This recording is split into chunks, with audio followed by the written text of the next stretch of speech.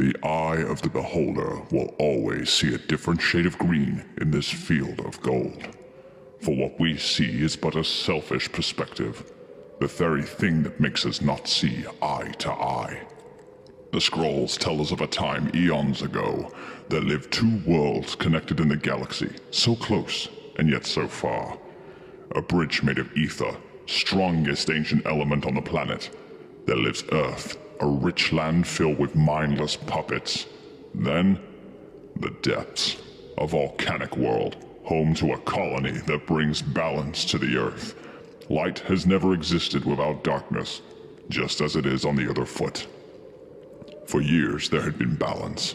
The depths were responsible for bringing darkness to a world of light where it was needed. In the depths held the most powerful element in existence, an emblem so beautiful, shimmering, and yet so unbearably powerful. They call it the Iris. Some say they have descended into its divine wisdom, the images it preserved for centuries, and have never lived to tell the tale, nor have they lived to ascend again. It is the very key that possesses your memories, their memories, and opens up a world of punishment and redemption. The power of this emblem does not come without consequences, nor does it come without reward. For those who are able to harness its power will have an unholy level of knowledge. The world would be your toy, and you would be its master. Everything that ever happened, is happening, or is yet to happen, will become yours to see. They say only one such being can harness and tame its uncontrollable matrix. It has been locked in the sky of the depths, to stay there for an eternity, and to oversee the balance this colony brings to Earth. Somebody one day will hold it, and the depths has only one hope, that the beholder can control themselves. The power it contains is not to be used irresponsibly, for it will shatter the existence of this galaxy as we speak. Guarding the Iris are two brave kings and queens of the depths. The colony's ruler, Tyrant, with his trusty Havoc scythe, and by his side, Lady Fate, with her Omen glass. The two swore to protect this land, control the colony, and bring balance to the bridge that connects them to Earth. However, there are darker matters in the universe which cannot be contained by just the Iris alone. An asylum was made, entirely out of the very ground they walk on, a cursed stronghold called the Encrypt, where all of humanity's biggest nightmares are held. Guarding the gates of the Encrypt is the only one supposedly strong enough to withstand such pain this asylum bleeds. Our main protagonist in this age-old tale, who goes only by one name, Goliath. Word spreads he is the Omen child Lady Fate and Tyrant weren't planning on having, a freak accident after trying to form a united family. This one-man army has withstood many a test of time with the Encrypt, as well as threats to the depths. As for the Onyx colony themselves, with their skeletal mesh, glowing lantern eyes, and collapsing veins able to shapeshift dangling from their ligaments, their allegiance is with Tyrant. This makes it all the harder for Goliath to unlock his true potential. Nightmares stay, darkness leaves, balance is in order. Or so they thought. Planet Earth, abused and ignorant. It's been this way since life began. But this isn't the world of today, young traveler. For this is merely part of one of our vicious cycles eons ago. Technology's materials existed way before your time, and with it, the darkest ages occurred, much like your world today. There too lived ancient ritualists, hibernating in the forests, seeking out a new life away from the deadly curse that plagued Earth. The tribe's leader, Jebediah Dunford, resided on the outskirts of their tribe, hidden further away into the woods, living in a large wooden cabin. With this native tribe's way of life, nature was their core. For every tree that is cut down, two more must grow before them. Their own colony had overgrown and passed the line that separates the government and them. This was about to anger the government more than they knew. Their land was in grave danger. The world became tired of their heritage, their invasion of the land, and largely prophesized gossip. This tribe has been trying to convince the world that a larger reckoning is coming, and Earth is cursed to live a life with scripted darkness. They're about to be mowed down. Any resistance meant the people who inhabit the tribe will also die alongside the demolition. Families doomed to share bloodshed. Innocent lives burdened with the cruel fate they were about to bring. Suddenly, a large and strange object crash-landed 5 miles outside their tribe. Everyone runs to the flames. The fog eventually faded to reveal a new crater caused by the collision. This material was ether. The bridge has been growing weaker since its creation. The galaxy is turning a new leaf, and the bridge only had a matter of time before it needed to be restored. The tribe's fate was about to be tested. Swarms of army squadrons infiltrating the tribe. The bang of flash bombs, the screams of army soldiers being ordered to move in, hold their fire and wait for their next command. From the distance reveals a silhouette walking towards the crater. Jebediah is shocked to discover it's none other than the very being that rules over this planet. Abram Valentine. He approaches Jebediah with an impatient smirk on his face. He is told of the ether boulder. He stood still, shocked at this discovery. Alas, he felt the need to take credit for another man's hard work. Abram cackles, becoming impatient. Behind the laughter is the embodiment of an angry beast. Jebediah proudly fronts to protect the boulder and their land. Silence seeps through the air for a brief minute. Abram's smile growing wider and ghastlier. He reaches into his pocket, still laughing uncontrollably. The tribesmen had sensed happiness finally. Their message was heard. Abram finally pulls out his hand from his pocket. A large black and red pistol with a silencer is revealed, as he slowly points towards Jebediah's head. "I'll give your thanks to my rolling grave," whispers Abram. Moments later, a large bang is heard, right between the eyes. Poor Jebediah is shot dead.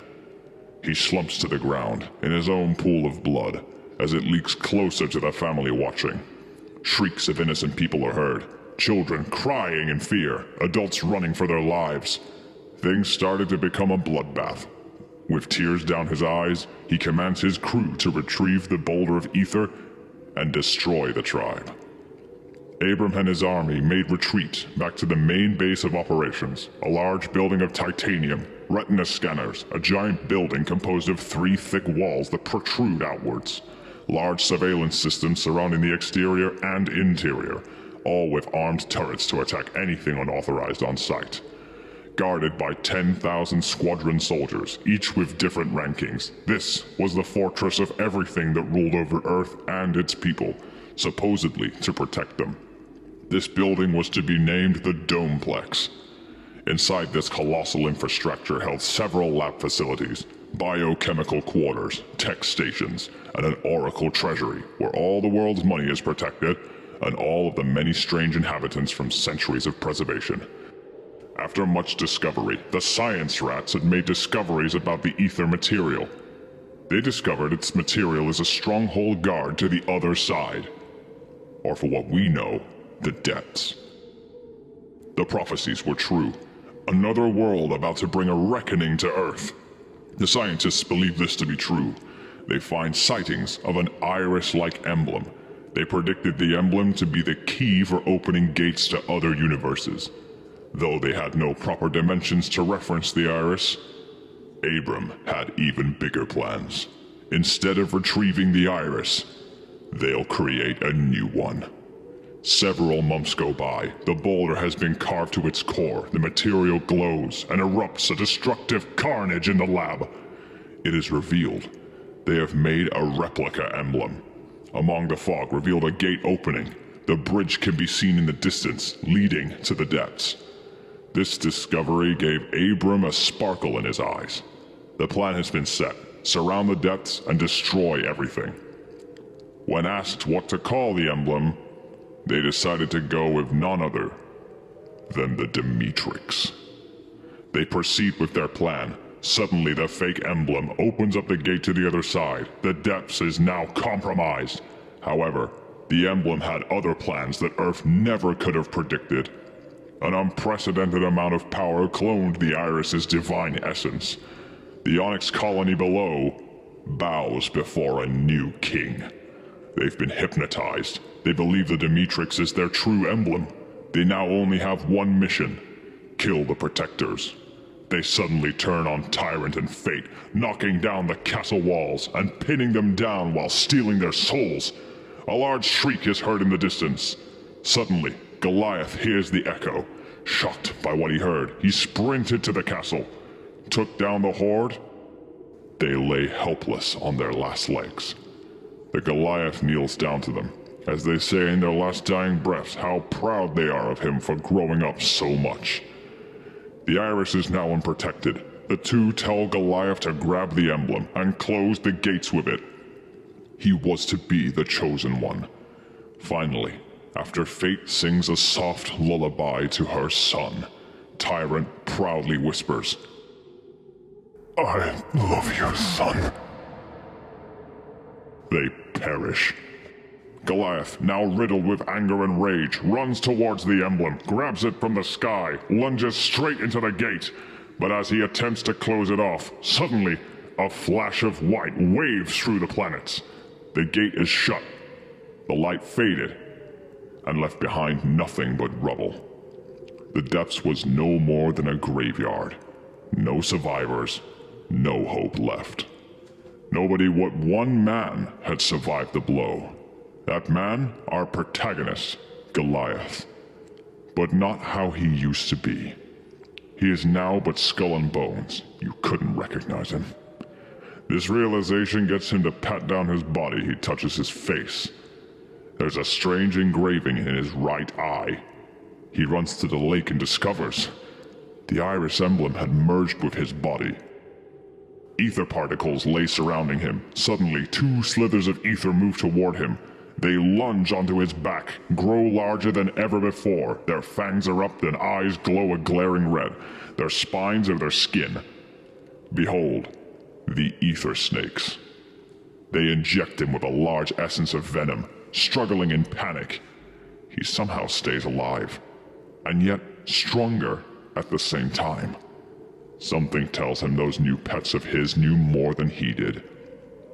With so many questions, our adventure begins for Goliath to find himself, what happened before the explosion, how he will one day save his own world and restore the depths forever. This is our age-old tale of Iris.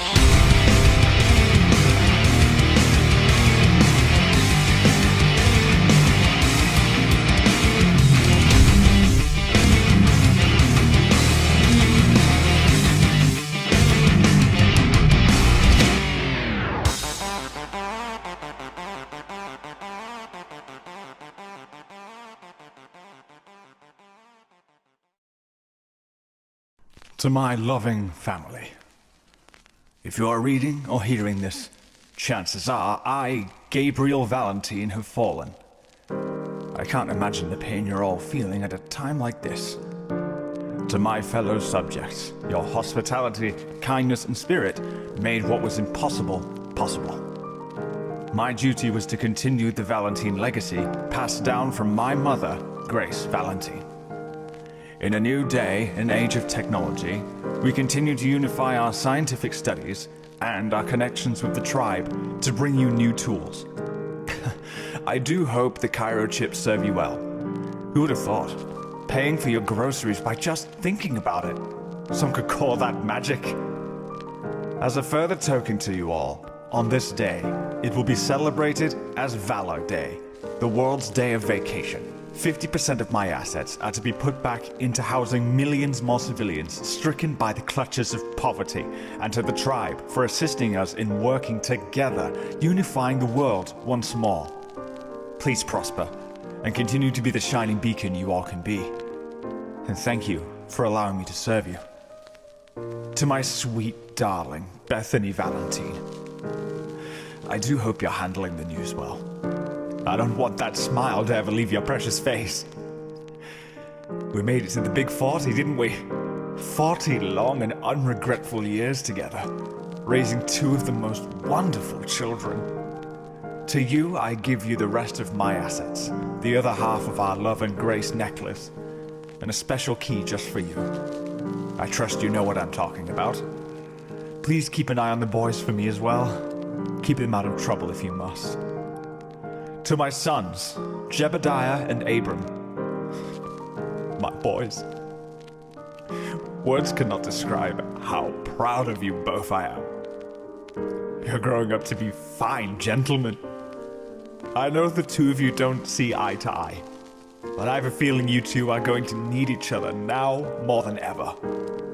Smiths, let it be known that I entrust both of my sons to the position I leave behind. Call it a future coalition. Two brothers working together side by side. I couldn't think of anything better. Finally, a special message to Abram, my eldest. This is a big responsibility you must take as the eldest, so please make sure Jebediah is kept protected and safe at all costs. Our Smiths will help guide you, as well as the artificial intelligence I'd created, Dovacon. I think you're really going to get along well with them. Just don't forget to keep smiling, boys. Bethany, the world, thank you for always believing in me. I love you all so very much. P.S. In the event of a crisis, in my coffin, I would like the key to resetting everything buried along with me. I do trust my boys with my life, but with such big responsibilities, I'd rather they not have too hard of a job. Please protect them. Keep them out of harm's way. I love you all so much. Do be Can we turn this off, please? It's too much. Turn it off.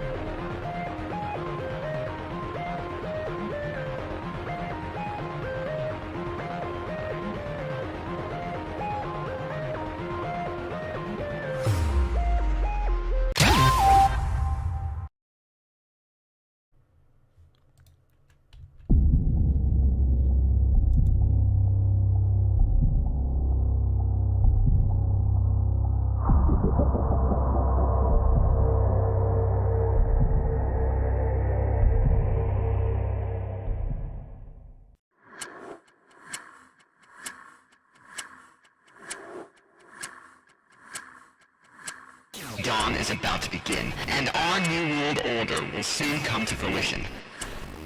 I've been waiting far too long to smell that bittersweet victory. That man? I wouldn't even call him so much a figure in my life as he was more of a homewrecker. Ruined our precious family, and maybe even the world if he hadn't have dropped to his knees. I've spent years undoing everything he made, and now we're drawing ever so close to our plans falling into place.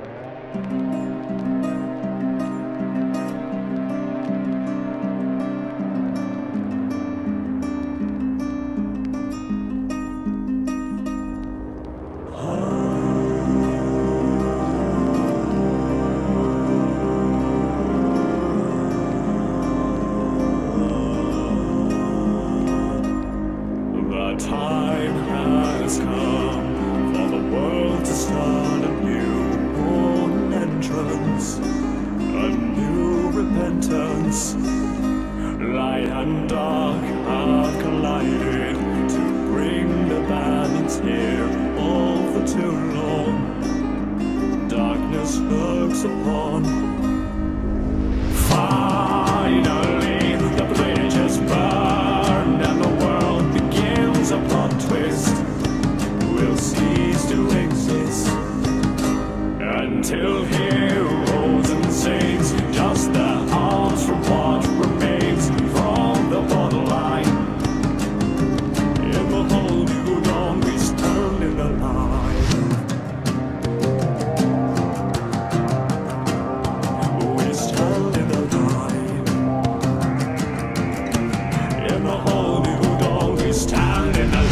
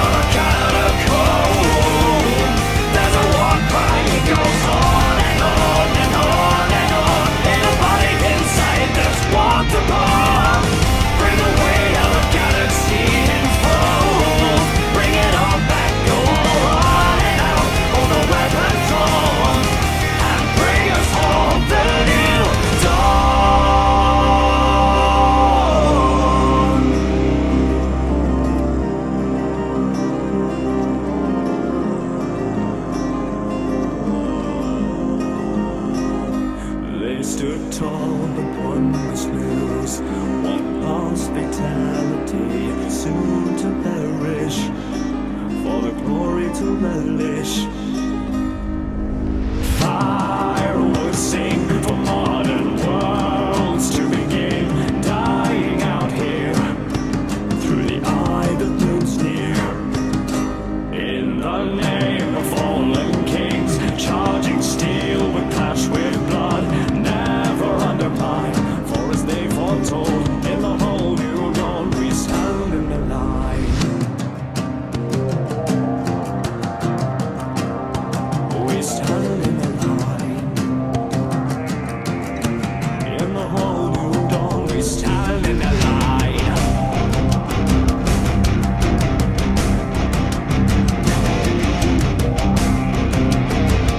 In the whole new dawn, we stand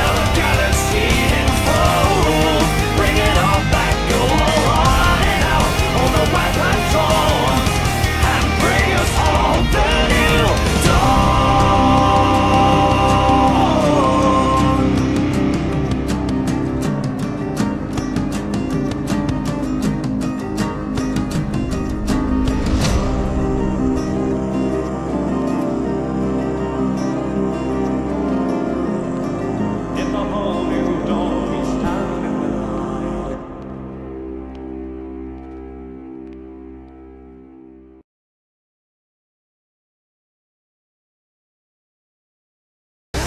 When dawn looks bleak and the clouds make haste with blind optimism, you must push onward. Embrace the new dawn with